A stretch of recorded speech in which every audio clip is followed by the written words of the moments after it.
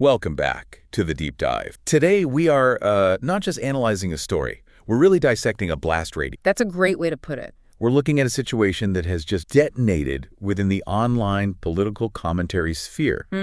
Specifically in that right-wing ecosystem. Exactly. Yeah. And it's left a lot of people just looking at their screens and asking a really, I think, a fundamental question, which is, who are these people, really? It is a massive story. It's part political drama, part psychological thriller, and if we're being honest, a very, very dark case study on the whole influence tree. Yeah. We're looking at this violent collision of public morality, the things people say into a microphone to get likes and clicks. Right, the brand. The brand, and then private vice, what they actually do when that little recording light turns off. And just to orient you, the listener, our primary source for this dive is, well, it's a heavy one. It is. We're analyzing the transcript of a video. It's titled Breaking My Silence, and it's by Sydney Watts. And this isn't, a quick 30-second TikTok or a vague tweet. Oh. This is a detailed, almost evidentiary monologue where she lays out years of allegations, experiences, and her own ups. It's a really dense text, and we're going to go through it with a fine-tooth. We are. Now, we do have a small supplementary note just to clear up some, let's call it record keeping. Yeah, just about the spelling of the name. You'll see Schaffer, Schaffer, and sometimes Schaffer. The transcript itself varies, but the individual we're talking about is Elijah. Okay, good to know. But the core of our analysis, the real meat of this, is Sydney Watson's direct testimony from that. That's our map for this whole terrain. So let's set the board then before we start moving the pieces. We have two main players here. First, Sydney Watson. For those who maybe aren't deep in this world, she's an Australian-American commentator. She's built a very large following on YouTube, on social media. Yeah, she's known for being very sharp-tongued, highly opinionated. Right. And generally, unafraid to mix it up in the culture wars. And on the other side of the aisle, or I guess on the same side of the aisle, but in the crosshairs. Yeah, good one. Is the subject of her allegation, Elijah Schaffer. And he's a prominent conservative commentator. He's hosted various shows, has a huge social media presence, and he's built a very, very specific brand. Very specific. And that brand is centered around things like Christian nationalism, traditional family values, and him acting as a sort of a moral arbiter for the right.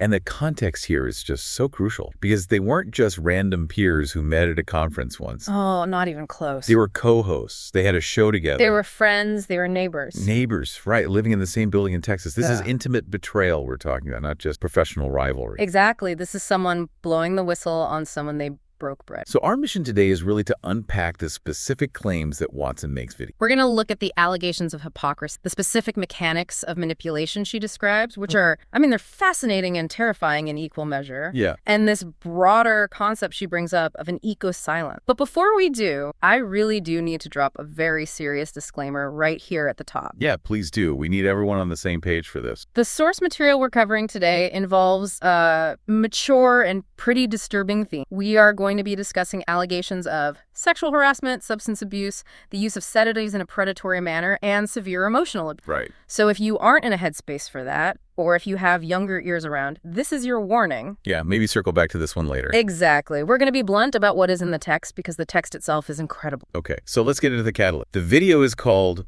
Breaking My Silence, and that title implies a long, long period of keeping quiet. It implies endurance. Yeah. So what happened? What was the straw that finally broke the camel's back? Why is she speaking now after all this time? So the trigger event appears to be what's being called the Sarah Stark incident. Okay. This was a recent exposure involving Elijah Schaffer and an employee of his named Sarah Stark. It seems to have been the moment where all the private whispers finally became public. And this wasn't just like a rumor mill situation, was it? Watson is very specific in her video about there being evidence. She's not just saying, oh, I heard a thing. No, she is. She's talking about receipts. The source, her video, details the release of leaked audio. And this seems to be the smoking gun that changed the calculus for Watson. Okay, so there's audio. There is. And in this audio, Sarah Stark allegedly admits that Elijah got her drunk. But it's not just the alcohol. There's a specific detail in the transcript about Benadryl that really shifts this whole thing from, irresponsible boss to something much, much darker. Benadryl. Like the allergy medication, incredibly specific. It is very specific, and it's crucial to understanding the gravity of the allegation. So according to the source, Sarah Stark had a rash, a skin issue of some kind.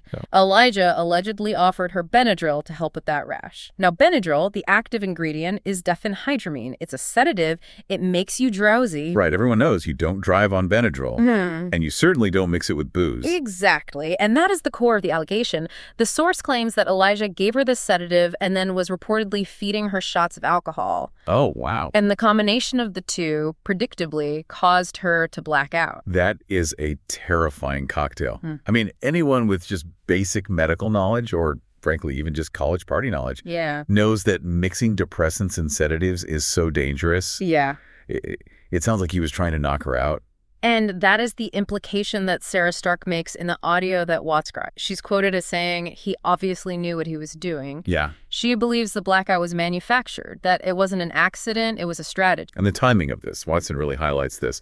This wasn't happening during his supposed wild years or some past life he's since apologized for. This was recent, right? That's what she calls the hypocrisy angle, and it is central to her anger. She points out that while this incident with Sarah Stark was allegedly unfolding, while he was allegedly drugging and sleeping with his employee, Elijah was on air publicly discussing his journey as a born-again. So he's on the microphone telling his audience about his redemption arc. He was telling his audience that he had given himself over to God. He was building this whole narrative that he'd moved past the drug use and the chaos of his youth. He was selling a redemption arc to his followers while, according to Watson, actively engaging in the same destructive behaviors behind closed doors. So publicly he's the same. Privately, he's allegedly drugging employees. I mean, that is a massive, massive disconnect. That is the contrast Watson is drawing. It's not just that he did something bad. It's that he monetized being good while he was doing it.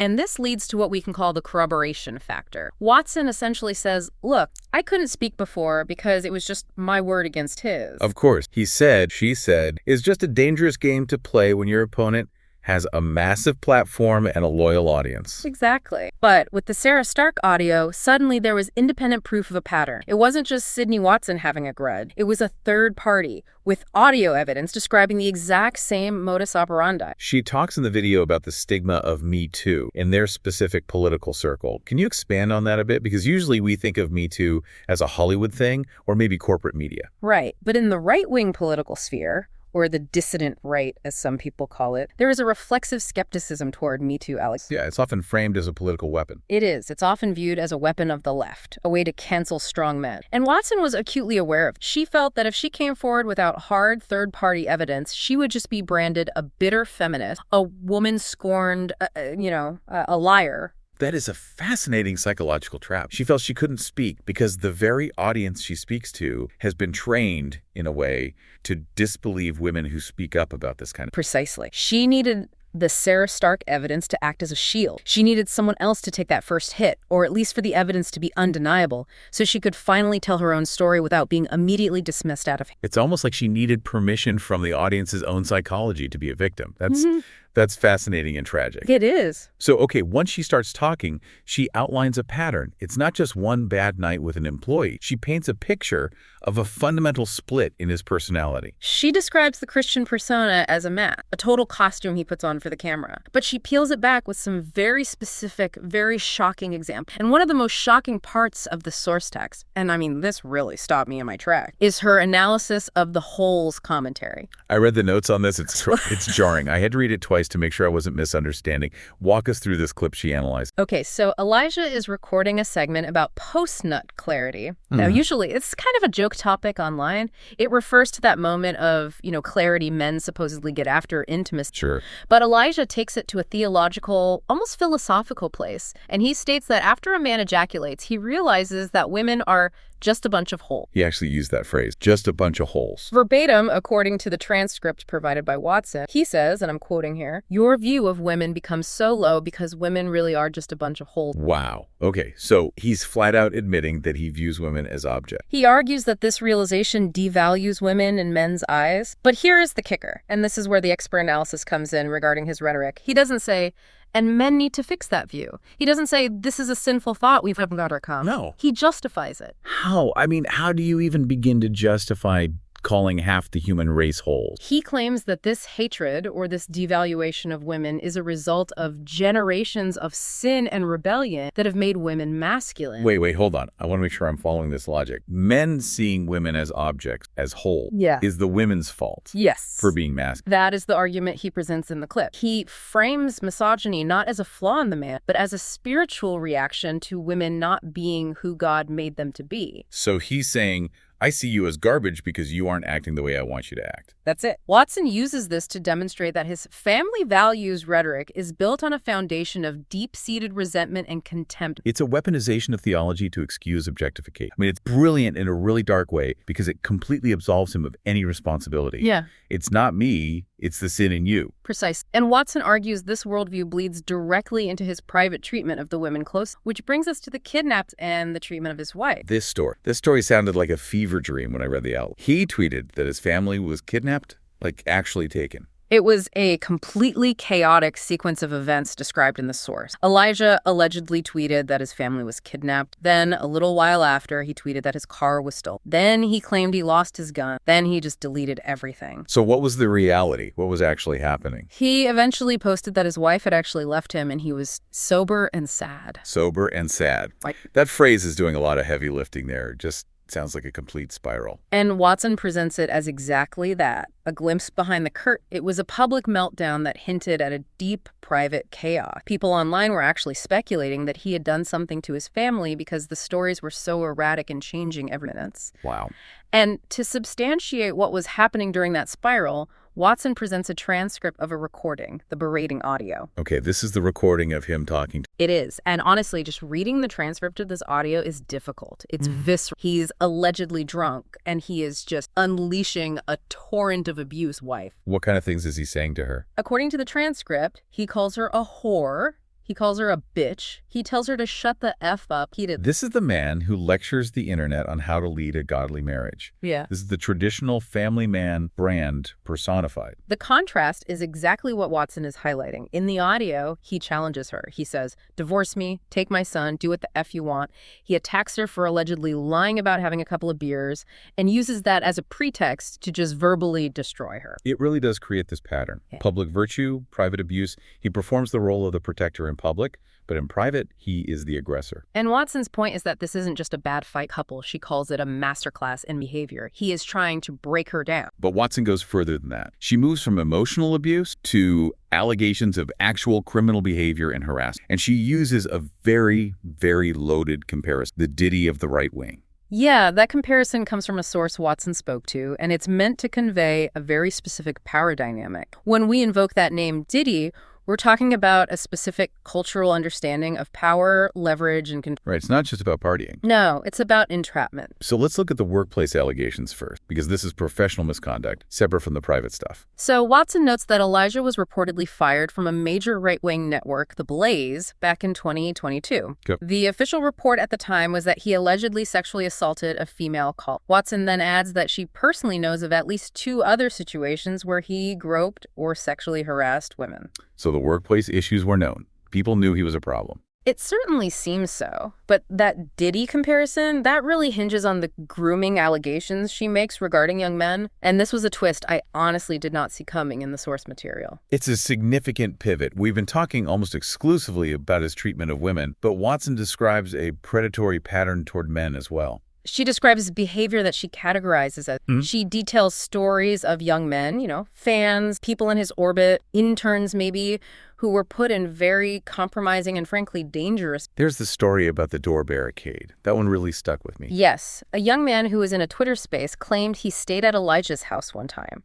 He said he had to barricade his bedroom door with a chair because he was terrified Elijah would try to break in. Why? I mean, what was happening outside the door that was so scary? The source mentions allegations of Elijah walking around the house drunk, carrying a gun. Yeah. Imagine that scenario. You're a young fan, maybe in your late teens, early 20s. You're staying with your idol thinking this is a huge career opportunity, and suddenly you're barricaded in a room while he prowls the hall drunk with a firearm. It's nightmarish. It sounds like something out of a horror movie. There are also mentions of sexual imagery being placed on the walls of a young man's room, creating this hostile, sexualized environment without his consent. Wow. And another story about a teenage fan of Nick Fuentes, whom Elijah allegedly tried to buy drinks for and repeatedly really hit on. And the leverage aspect, that's where the Diddy comparison really lands. That is the absolute key. The source alleges that he takes compromising photos of these individuals when they are intoxicated. And the quote is, to use those photos against them at a later date if need be. So that's the blackmail insurance policy. That is where the comparison finds it. It's a blackmail insurance. It suggests a level of calculation that's just chill. It's not just,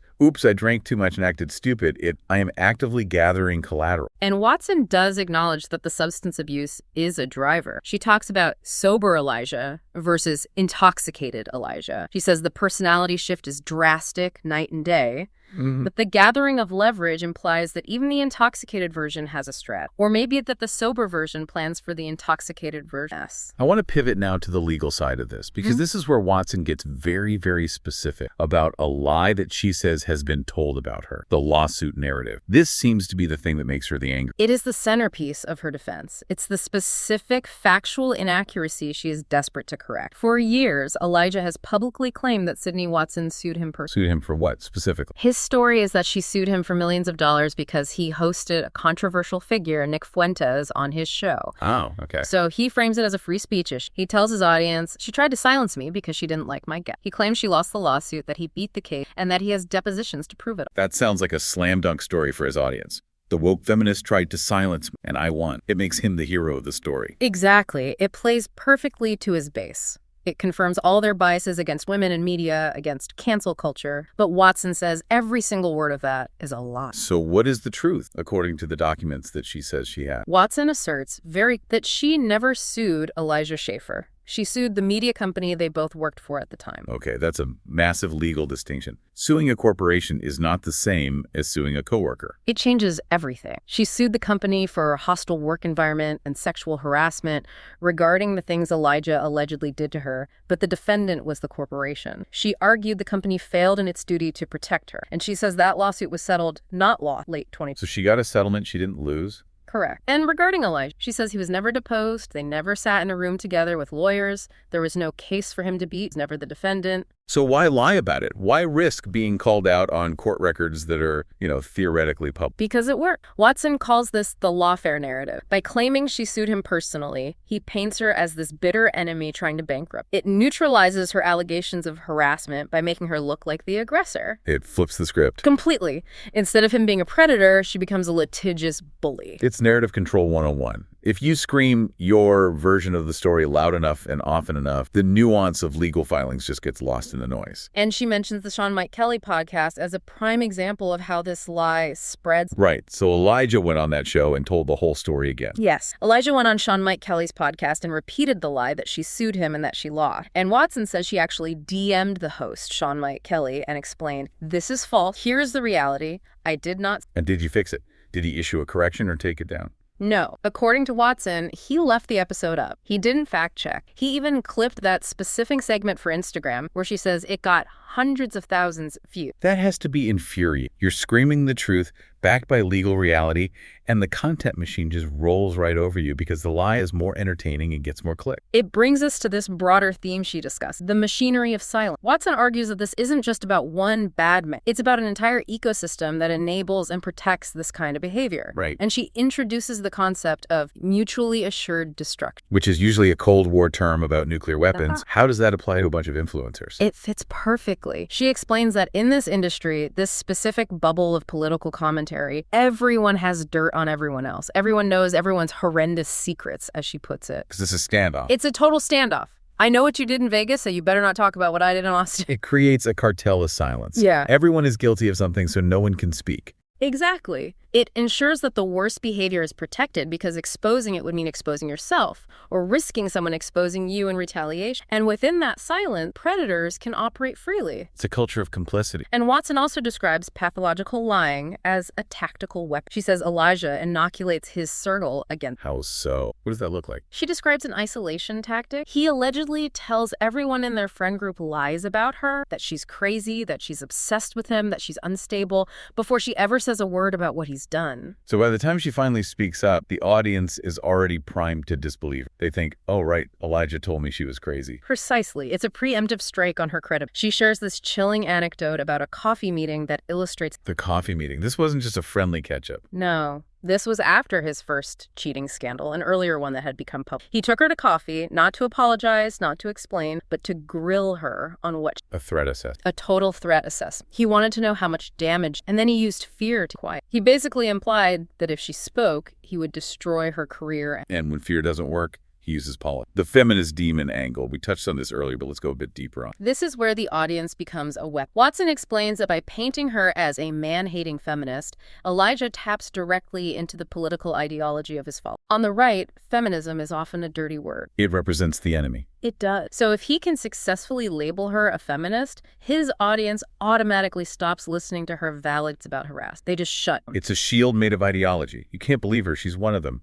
Even though she's a conservative commentator herself, that's the crazy part. That is the ultimate irony. He pushes her out of the tribe ideologically to make her vulnerable, and for a long time, it worked. Watson describes the human cost. It wasn't just professional. She faced years. What kind of harassment are we talking about here? Just mean comments? No, much worse. Threats of violence, rape threat, death threat, all coming from his audience who are being fueled by these narratives he spun about her. She describes herself as becoming a steaming pile of sand. That phrase really stuck with me from the transcript. A steaming pile of sand. It sounds like total defeat. It sounds like someone who has just lost their spark completely. It does. She talks about minimizing herself. She stopped taking interviews. She turned down opportunities with other creators because she didn't want to bring the heat of the mob to their channel. She made herself small to survive. Exactly. She effectively silenced herself before anyone else. And the isolation. She mentions friends jumping ship, people turning their backs. That might be the most painful part of the story. She talks about industry friends who knew the truth, who knew Elijah was dangerous, was lying about the loss, but they stayed silent. Why? Cowardice. A mix of cowardice and ambition. Some just wanted to avoid the drama, which is, maybe understandable to a point. But others stayed close to Elijah because they thought he could help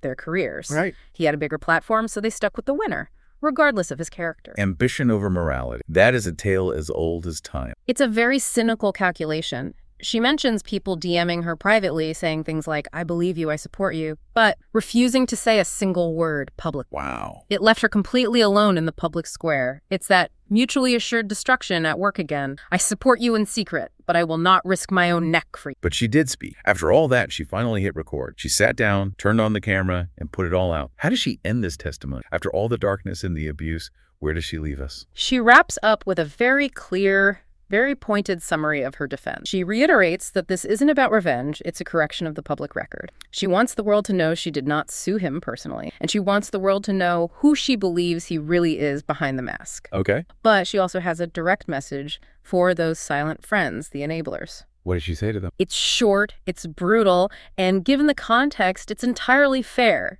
She just says, "I think you suck." Hard to argue with that. I mean, if you watch your friend get methodically destroyed and you do nothing because it's inconvenient, you kind of do suck. But then she pivots to something surprisingly gracious. After all that anger, she expresses hope. Hope for him after everything he allegedly put her through. Yeah. She says she hopes Elijah gets help. Not for his sake, necessarily, but for the sake of his wife and his children. She acknowledges that he is a father and a husband, and that his destruction hurts innocent people who are caught in the crossfire. She's calling for intervention, not just destruction. That takes a lot of maturity after everything she described in the video. She acknowledges that people can change, but she is firm that he's currently on a very destructive path. It's a mature, grounded conclusion to a very volatile and emotional story. She isn't calling for a mob. She's calling for accountability. It really forces you to think about the structures that allow this to happen. It's not just one bad apple, it's the whole barrel. That is the final provocative thought here. Watson has exposed the ecosystem of silence in her corner of the internet. But it makes you ask, where else is this happening? Right. Is this exact dynamic playing out in tech, in Hollywood, in corporate boardroom, in politics? Anywhere where reputation is currency, mutually assured destruction is likely in play. We have to ask ourselves, when does the cost of silence,